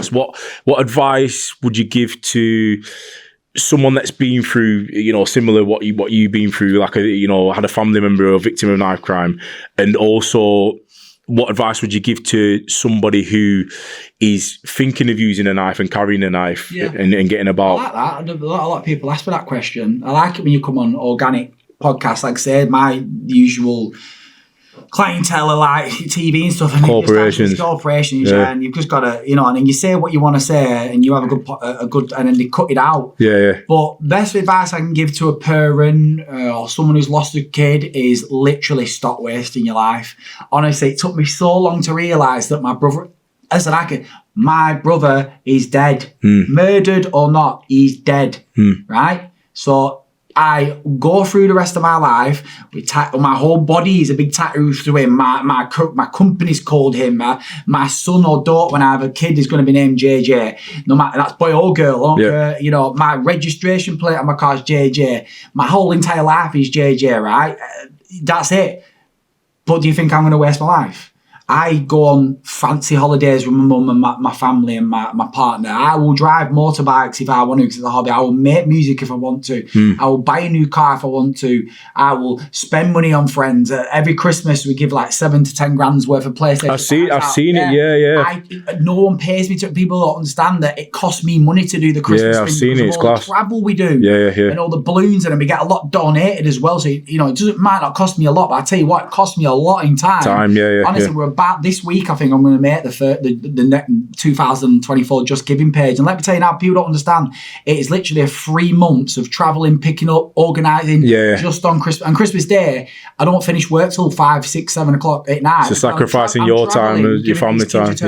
Wow. His presence. So stop wasting your life. Instead of waiting like I did 3 or 4 years to then not letting the harmful comments upset you or whatever. If I would have learned that he's dead all them years ago and gone, right, now let's use this as a tool. Now let's do this. Let's try this venture. Let's go down this avenue. I might have been where I am now with you, but 10 times higher. We've seen 10 times more people. So the best advice to people who've lost loved ones is they'll never want you to be sad. If there is a heaven and you go up there and they're sat there in heaven going, Mum, oh my God, why did you put yourself through all that misery? I've been up here partying. I tried to signal you and say, my mum always believes in signs. I mean, I never used to, but trust me, I'm not going to get into it because we're at the end, but trust me, I've had some weird coincidence happen. Which you'd think was something I made up. Like dreams that are connected. Of course, I believe in stuff like that. So there must be something going on. That's what I truly believe. I don't know if it's God or heaven or the creator or whatever, the hope, but I think that there is something going on. So I'm not going up to heaven, me, and being like, my life was miserable. I'm going to be like, listen, we saved this many lives. I did this. Me and your nephew did this. We had this much fun and stuff like that. And my mum, actually, over the last few years, has been sort of settling to get there. I think she's best. My mum wouldn't even go to the pub because she'd come home crying her eyes out saying she felt guilty, but now she's going out with her friends. Oh, that's it. So things are slightly changing, and as best as they're going to be. So that's the best advice I can give to someone who's lost someone is try and make them proud and happy. Don't ruin your own life. And what about advice to those who are thinking about, or who are carrying a knife and getting about stuck in that sort of lifestyle? That thing I said that I say in schools, that brutal saying is that, you want to be a gangster, you won't be when you're the person going, please stop, I want to see my mum, please stop, please stop, it's going in too much, please. Choking on your own blood. Honestly, one of the worst stories I heard is that the zombie sword lad who got pinned to his door, and his last thing people heard him screaming was, please, please, please stop. Wow. But he's not a gang. He's not. Whatever he's done, whatever lifestyle he's living, he's gone now. That personas, that jacket, that personality has been ripped off. Now he's just in between his, the moments between you die. Your brain flashes images, doesn't it? To keep you. So it lives a few minutes after. 7 minutes after. 3 minutes. 3 minutes. 3 minutes. So imagine that torture of going through that, and then imagine surviving and having the luck to change your life, like JJ started to do. But imagine not even having that opportunity. And then in your head, you're thinking, let's think of, I know we're not stereotyping this one, but let's just think of things that kids die for through knife crime. Where they live, postcode, music, bullshit stuff, calling someone's mum. these absolute, you sell weed, bro, round my ends. Weed will not come to your funeral. Yeah, 100%. Yeah, do you get what I'm saying? Yeah. So they're not like they're dying because of war. Yeah. They're dying because of these stupid small, shit. trivial things. Stupid shit. You know what I mean? Stupid shit. Yeah. And then when that knife goes in and they're finally taking their last breath, they're probably going to be saying to themselves, I can't believe I died over music. Yeah. I can't believe it. But in the fast forward a week later, they're on a track going, walk to his house and shanked him up. Yeah. Come to your house, pissed on his grave. And then the other gang's rivalry doing it back and they're all like that. But then until that one person dies, then they become the laughing stock. Because then the rival gang raps about them being killed. Yeah, that's it. And then the other gang randomly are always like, R.I.P. to my brother. R.I.P. to the fallen ones. And they're like, but if you said that he's dead, why did you make it escalate to this point? Why did you play part his dad? You get what I'm saying? That's it. You know, I want to touch on that slightly before we finish. There's a lot of situations that could easily be diffused if you put your fucking pride aside and don't give a fuck about what people think about you. Don't give a fuck about these people who you run with, you're selling drugs with, you're fucking carrying guns with, etc., etc. Because when you get fucking locked up, and believe me, speaking from experience, I've got a lot of friends who are doing mad time. They're in prison now, and these people that they've done the fucking crime for didn't even send them fucking any money. They visited them once, then fucking didn't visit them again, and then that's them who have committed the crime for that said person, who are sat in the cell for the rest of their fucking lives, living with that shit and that guilt of what they've fucking done. So you need to think about your actions before you carry them out, because every action has a what's the word? There's consequence. That's what I was trying to get to. Yeah, there's consequence for every action, and that's what you need to think about before you think, right, I'm going to do this with this knife, or even before you leave the house with that knife. You've got to think, what is my intention? Why am I carrying this knife? Because if something kicks off, that's the first thing you're going to fucking reach for. If you're in a situation where someone can fight better than you, your natural reaction is going to be, I'm pulling my knife out, I'm using this to protect myself. Do you really want to be in that situation?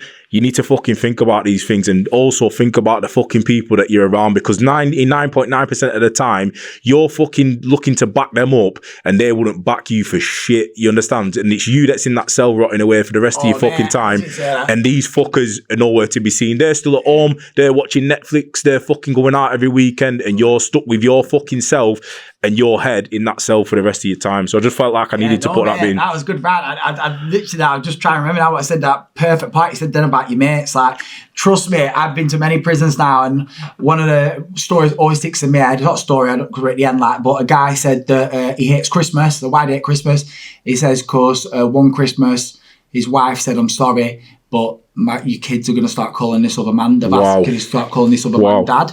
And he went, every Christmas I know now that another man's buying my kids Christmas presents, and that's their dad, because I've been here for so long.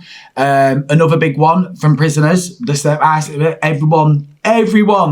every person is a snitch. It just depends how much you get bent before you snitch. I'll never snitch on anyone giving me a knife or a gun. You'll never snitch when your mates do things. You're like, well, it's my mate, I'm not involved, as long as you protect yourself. Let me tell you this for certain. My man's in a cell looking at 20 years in prison, and his mate who killed someone's in the next cell looking at 20 years in prison. Solicitor comes in and goes, tell us your mate did it. We know he did, but we need proof. Let's just, the seal is that you'll do 6 years, you'll do 3 on good behaviour. My man, it won't just be telling on you. He'll have singing like a canary. He'll have like musical instruments in background like that as he's going, it was him. Trust me. Full musical. Seen it. Full musical, They're like playing it out like, 100%. You know what I mean? Like a musical in 100%. And you know what I mean? And the people that don't snitch, like, very, very, very rare. I think people who don't snitch is rarer than what is rarer than what it is because of things like music and films. And I'm not snitch. There are people that are out there that they've got morals. They've got their morals, but listen, the quality of child now that's raised in this world, with how they're brainwashed so much. No, I'd put money on it that about 90% of the teenagers I teach would just snitch on someone, because ain't no one doing a 10 stretch when it can be out. They only need to change that 20 years, 10 years sentence to a life sentence. As soon as they hear life, that's when it's like you do life. Stories of people crying in a dock, 100%, crying because like life life is a long time. You know what I mean? Yeah, 100%. So, you know, that was a wicked talk, mate. You know, we weaved in and out of so many different conversations, and I like that because it was organic. You know, there was nothing, you know, that we didn't really touch on the subject, which was great. So for those that are on social media and you know, YouTube and stuff, where can they find your content and follow your journey? Things have changed recently because of the tats and bants and stuff like that. So you can follow me personally, Byron Tats and Bants. I like people follow me personally as well. That's on Instagram. Instagram, you can get the JJFXCIC. Facebook, the JJFXCIC. If you're a school or you want to get some more information, you can visit www.thejjfx.org. What else is I cover on all of them? And then TikTok, because obviously that's where we promote a lot of our podcasting content. I think that's JJ at Tats and Bants, and then there's the links to the YouTube on there for the full podcast if you like the shorts. I think the YouTube, I can't remember what the YouTube is. YouTube Tats and Bants. They'll probably, if you go on his website, it'll probably be there anyway. There'll be videos, won't there? I mean, if you go on my website, there's links to my Facebook. If you go on my Facebook, then you're more than likely going to see links to some of the shorts, and then take you to the YouTube. Quite easy to find. And I like it if people follow me professionally and personally. I'll get after this. I'll get you on Instagram my as well. Personal life marries with my working life, because I'm the same person in a school swearing at kids and making them sick. And then in real life, what I do, my personal life works because then all the kids follow me, and then go to some schools and the teachers are like, you are mad, you. I post pictures of my toes and that. Oh shit! I want to make people laugh. You know what I mean? Life's too short to be miserable. And that's a new avenue. Only Byron, isn't it? Only Byron. Listen, I only need to find the one person who likes my toes, and I'm in. I'll be like, yo, grander picture. What's called only toes. Well, he likes that before I would finish that. But you know, I'm miserable 24/7. But I masked that with my happy personality. You know, to live life. No, honestly, mate, like I said, it's been a wicked episode, and I'm buzzing that you took the time out. And I think, you know, later on we need to do a follow-up interview as well, and, you know, see where JJFX is, see what you're doing, because I can only imagine that this is going to get bigger, better, and you're going to, you know, lead on to do bigger and better things. That's what we keep hustling, keep pushing forward, don't we? But nice one, mate, for your time. No, I've really enjoyed it. Yeah, likewise, mate. Look at the time on that. That's the longest one I've done, 2 hours and 30 minutes. So that I've got my job cut out for the fucking edit. That's me in the fucking cave for the rest of it. Yeah, I will do. But nice one, man. And take it easy. Thank you. Nice one, my bro. Peace.